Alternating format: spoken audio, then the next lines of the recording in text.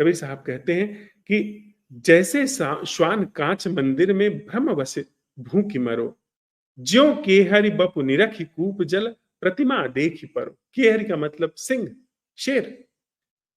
एक शेर प्यासा था, वो एक कुएं के पास में गया, कुएं में झांका, उसको अपनी परछाई दिखाई दी, अपना चेहरा दिखाई दिया कुएं में।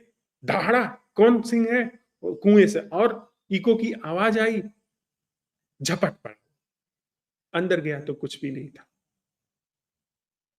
पानी था वहां पर, बस जीवन संकट में पड़ गया, कुएं में पड़ गया।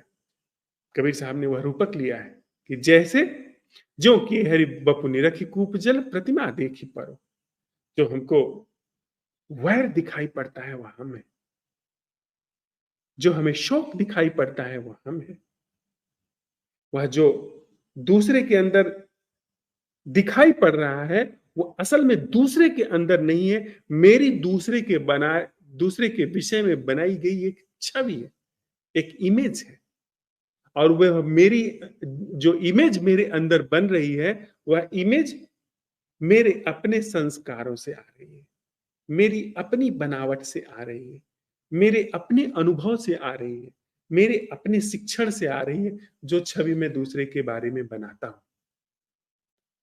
वह व्यक्ति वहां क्या है हमको नहीं पता, वो राक्षस है कि देवता है हमको कैसे पता होगा?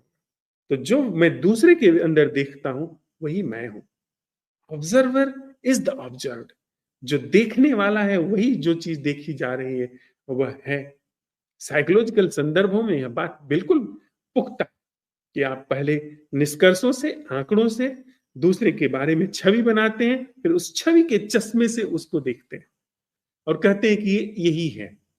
पर वो जो चश्मा आपने लगाया हुआ है, उस रंग का, उस ढंग का दिखने का, वो आप है। जैसे केहरि बपु निरखि कूप जल प्रतिमा देखि परो। डूब गया वो कुएं में, समाप्त हो गया जीवन। ऐसे ही हमारा जीवन समाप्त हो जाता है। दूसरे के अंदर झांकते झांकते, देखते देखते, मैं को जीवन का आधार समझते समझते कभी ये पता ही नहीं चल पाता है कि जीवन का महाप्रसाद एक विराट अवसर की तरह चूक गया। जैसे कोई विराट अवसर चूक गया, कुछ और ही यहां पर जी करके चला गया, कुछ और ही खुराफाते करामाते हम जी करके चले गए। ये अपने में एक अजूबा है, हम सबके जीवन में घट रहा। कबीर साहब आप आगे कहते हैं, ऐसे ही मदगज फटिक शिला पर दसननि आनी अरो। स्फटिक शिला जिसमें आप आईने की तरह अपना चेहरा देख सकते हैं, उसका एक चट्टान है, उसकी एक चट्टान है, उसके सामने जब हाथी जाता है तो उसको अपने पूरा प्रतिबिंब दिखाई पड़ता है, तो दांत लगा करके उसको वह लड़ता है जैसे दूसरे हाथी से लड़ता है। यहाँ किससे हम लड़ रहे हैं?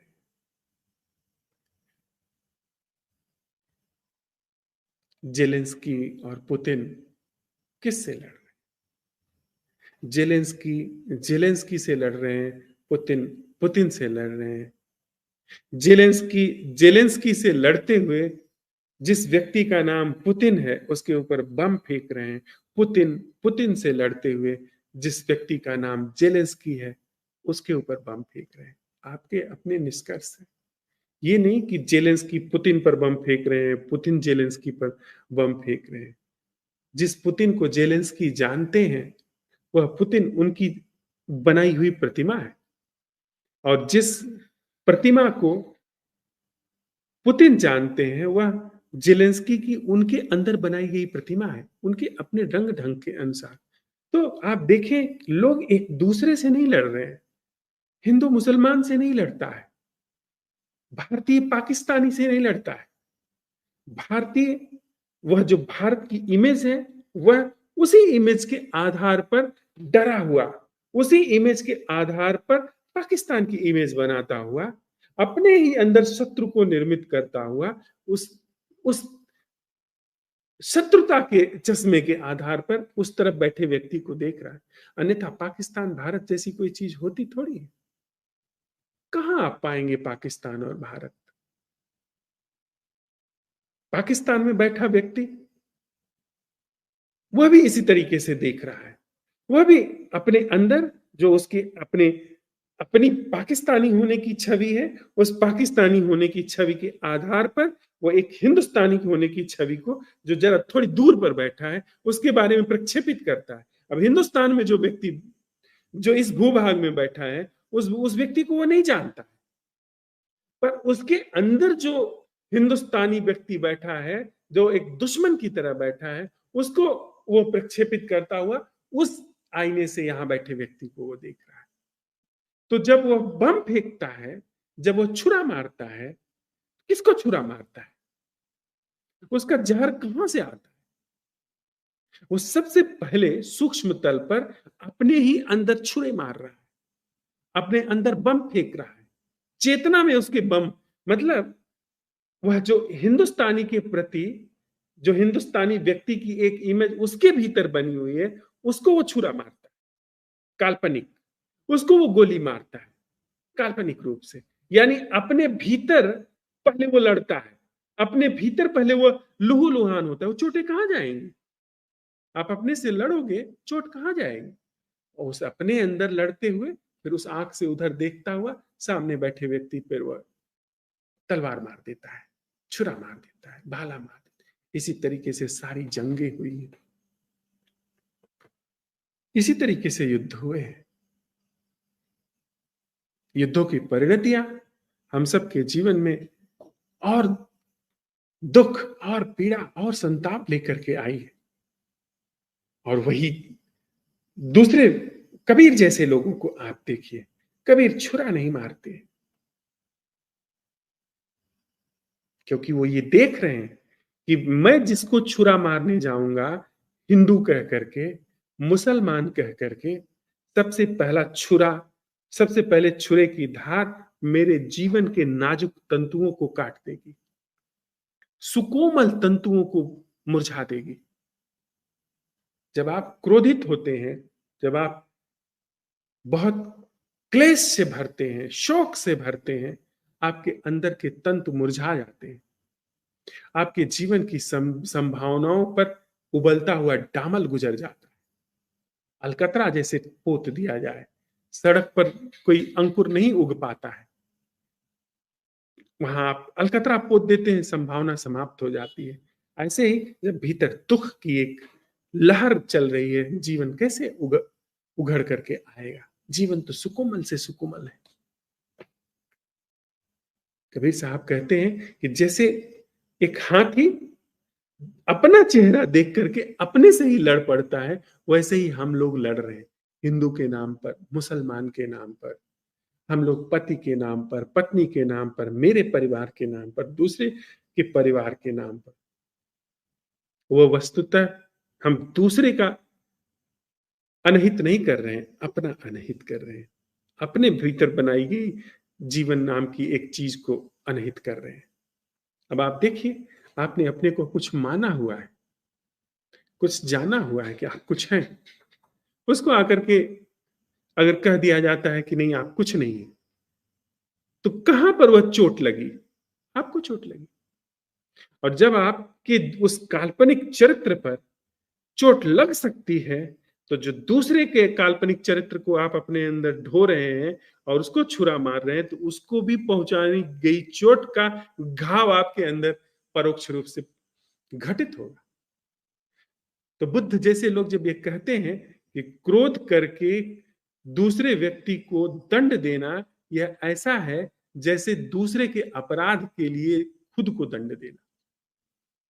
क्रोधी व्यक्ति दूसरे के अपराध के लिए खुद को दंड देता है।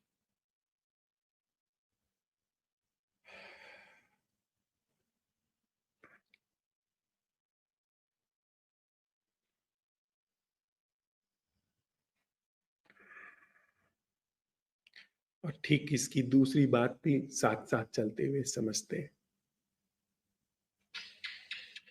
कि जब आप शुभ से भरते हैं, एक वह ढंग है जब आप शुभ शुभ सोचते हैं, वह एक कांटा निकालने का काम है। आप अगर बहुत सारा कांटा आपके शरीर में चुभा है, तो दूसरे कांटों से आप निकाल सकते हैं। तो जब आप अशुभ से भरे हैं, एकदम अशुभ अशुभ, शत्रुता शत्रुता, वैर वैर ही आपके अंदर भरा है, तो लोगों ने कहा शुभ शुभ सोचिए, जगत के कल्याण की भावना से भरी है वो भी इमेज ही है, वह भी एक मैं का द्वारा बनाया गया एक अभिकल्पित स्वरूप, पर थोड़ी देर के लिए संतुलन लाने के लिए अगर किसी को जरूरत हो तो काम पड़ता है, काम कर सकता है। मौलिक बात क्या है, असल बात क्या है कि आप हम खुद को जाने, अपने पौ को पहचाने, वह जो दूसरे के अंदर दिखाई पड़ता है वह आपके मैं से पैदा होता है। जैसे कुत्ते के मैं से पैदा होता है कि सामने कुत्ता है, कुत्ते की सोच से पैदा होता है कि वहां पर कुत्ता है, हाथी की सोच से पैदा होता है कि वो स्फटिक में जो दिखाई पड़ रहा है वह हाथी है, जो केहरी के सिंह के सोच से पैदा होता है कि कुएं में दूसरा सिंह बैठा हुआ है जो दहाड़ रहा है, वहां पर कोई होता नहीं है, दूसरे में कोई होता नहीं, दूसरा आपके अंदर कुछ देखने के लिए वो अपने अंदर की जो लीला चल रही है, जो चलचित्र चल रहा है उसे देख रहा है, वो आपको नहीं देख रहा है। वो अपने अंदर के चलचित्र देख करके आपको कुछ कह रहा है, आप अपने अंदर के चलचित्र देख करके उसको कुछ कह रहे हैं, तो हम आप सीधे सीधे मुखातिब नहीं। क्या ये बात साफ है? हम आप साथ साथ इस बात को देख पा रहे हैं। तो जब आप शुभ से भरते हैं तो भी एक कल्पना करते हैं, पर वो कल्पना ही है। आप हम जब ये समझते हैं कि यह जो मैं हूं ये असल नहीं है, इसका प मैं होना नहीं है, इसका मूल आधार वह मैं होना नहीं है, इसको आप जांचते हैं अच्छी तरीके से, होश में अपने को बनते और बिगड़ते देखते हैं, तो आपको धीरे धीरे अपने पौ का पता होना चलना शुरू हो जाता है प्रकारांतर से। अपने पौ का पता चलने का मतलब क्या है, आप विगलित होने लगते हैं, और जो मौलिक होना है जीवन का, जो असल और वास्तविक होना है, वह सदा सर्वदा वहां पर विद्यमान है, उसको जाना नहीं जा सकता, उसके प्रति सिर्फ जागरण को अवसर दिया जा सकता है, उसके प्रति यह भी नहीं कह सकते कि जागा जा सकता है, जागरण को अवसर दिया जा सकता है। एक नैसर्गिक जागरण है मौलिक जीवन के प्रति, जो आप अगर अपने भीतर जांचे तो आप पाएंगे। आप अपने अंदर यदि एक असंभव प्रश्न स्थापित करते हैं कि वह जागना क्या है जो मेरी भूमिका से मुक्त है, तो आपका झूठा होना विसर्जित होना शुरू हो जाएगा, और आप जिस पौ पर, हम जिस पौ पर इस मैं को लेकर के बने थे, वह वहां पर उद्घाटित हो जाएगा। जीवन यही है, देह यही रहेगी, इस चित्त की एजेंसी को इसी तरीके से इस्तेमाल किया जाएगा सम्यक जगहों पर जो भ्रम है, जो झूठ है, जो जीवन का दुख है, कष्ट, वो भली बात समाप्त होता चला जाए, सदा के लिए सर वो समाप्त हो सकता है। उपनिषदों की घोषणा है कि ब्रह्म सत्यम जगन मिथ्या, कि जो सत्य है वो सत्य है, जो मिथ्या है सो मिथ्या है। तो ये जो मिथ्या का पूरा जगत है, हम जो सोचते हैं दूसरे के बारे में वो हम हैं, जो दूसरा मेरे बारे में सोचता है वो वह है, दूसरा मेरे बारे में जो सोचता है उसके चश्मे से वह मुझे देखता है, मैं जो दूसरे के बारे में सोचता हूं मेरे चश्मे से उसे देखता हूं। तो ये जो दो चश्मे आमने सामने मिलते हैं, ये संबंध हम समझते हैं, ये चश्मे हैं, ये दो जीवित घटनाएं नहीं है जो संबंधित हो रही है, पर इसी झांसे में हम पूरा जीवन जीते चले जाते हैं। मृत्यु आती है, जीवन नहीं पता चलता है, जीवन को अवसर ही नहीं मिलता है। देखिए, ये जांचिए, ये हमारे आपके जीवन का सच है, ये कोई एक नया दर्शन कबीर साहब नहीं प्रस्तुत कर रहे हैं, जो सामने घट रहा है हमारे आपके, वही वो बात कह रहे हैं।